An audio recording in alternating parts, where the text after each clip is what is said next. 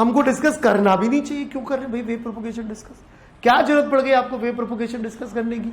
हमारा तो असम्पशन है ही सही कि एक डिस्टर्बेंस दूसरे को कैसे मिलता है हमको मालूम नहीं। पढ़ने वाला तो नहीं पढ़ने वाला, हटाओ उसको। फिर नहीं समझे, या तो फिर शुरू से समझते हैं कि इसको डिस्टर्ब किया तो कैसे शेप बना, कैसे टेंशन ने उस डिस्टर्बेंस से एक से दूसरे को पास किया। जब नहीं मालूम है, हमने वेव का बेसिक पोस्टुलेट क्या लिया था कि the mechanism of disturbance transfer will never be discussed. So we are discussing now at such a complicated time जब वो रिफ्लेक्ट और हो रही है साथ में। Do you get what I am saying? All I am saying is I do know for sure कि ये पार्टिकल का disturbance at all points of time would be zero, and we do know कि energy आगे नहीं जा सकती। So what we can say certainly is this कि incident and reflected, we have to say energy will come back. There is nothing else we can say here except this कि energy will definitely come back.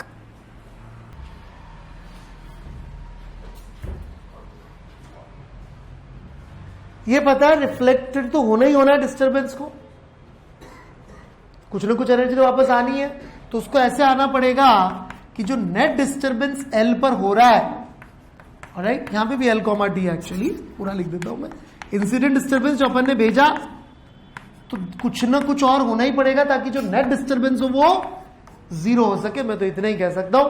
Hence I can say for certainty कि ये जो point है L, this will start behaving as a source of disturbances which are just opposite of incident disturbances. Logic I cannot. इसका logic की तलाश ही गलत है। तो यही मैं यहां पे कर रहा हूं। I am not able to derive कि एग्जैक्टली क्या लॉजिक से यही डिस्टर्बेंस उल्टा हुआ, ये कैसे सोर्स बन गया। But given to facts, fact number 1, आगे एनर्जी जा ही नहीं सकती है। फैक्ट नंबर 2, ये पार्टिकल, ये पॉइंट का कोई डिस्टर्बेंस नहीं हो सकता, it can not move. I conclude कि यहां पर इंसिडेंट एनर्जी भी होगी and some part of energy would be getting definitely reflected such that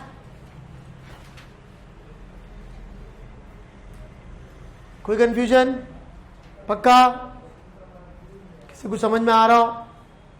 नहीं आ रहा है? Okay, so this is what must be happening. कोई doubt? If we continue this discussion further,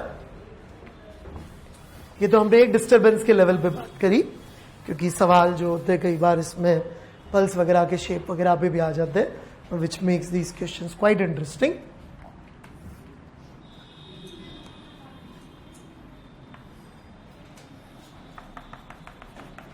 कि मान लीजिए ऐसी कोई पल्स आ रही है, right? Now we want to imagine क्या हो रहा होगा। क्यों? क्योंकि अब होएगा ये कि एक डिस्टर्बेंस ये वाला लेट से यहां पहुंच गया, रिफ्लेक्ट हो गया यहां पहुंच के, ये वापस चल रहा है।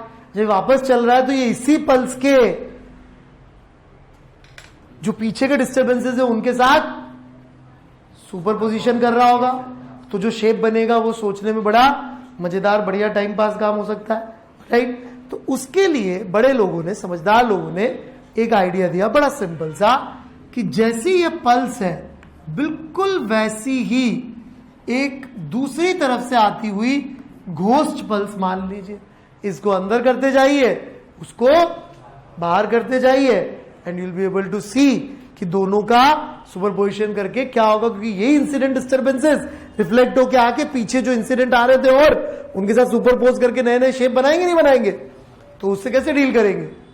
तो उसके लिए बड़े लोगों ने ये आइडिया दे दी, समझदार लोगों, कि जैसे जैसे पल्स अंदर आती जाए ऐसे ऐसे आप एक घोस्ट पल्स को बाहर निकालते जाइए, तो बीच का जो कोई मोमेंट होगा उस पर अपन ऐसे कर सकते हैं काम। बढ़ू मैं आगे? पक्का?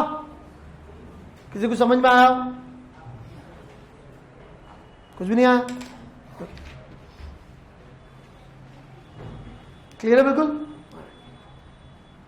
तो जैसे कि अपन को सवाल देना हो तो इस तरह का दे सकते हैं आप चाहें तो, देखने में काफी इंटरेस्टिंग भी होता है। जैसे ये पल्स ट्रायंगुलर पल्स है, पहुंची है अभी, ऑलराइट, ये अपन 2 यूनिट मान लेते हैं, और ये या 4 मान लेते हैं, और ये 1 से जा रही है t इक्वल्स टू 0 पे, ये चित्र है, ठीक है क्या? जरा आप t इक्वल टू 1 2 3 4 पे चित्र बना दीजिए, कैसा दिखेगा, है ना? आइसोस्केलेस ट्रायंगुलर पल्स है, ये 4 तो ये कितना हो गया 2, ठीक है? t इक्वल टू 1 पे चित्र, t इक्वल टू 2 पे चित्र, 3 पे चित्र, 4 पे चित्र, नीचे नीचे बना दीजिए, तो थोड़ा सा आपका पेन चलने लग जाएगा, और क्या है।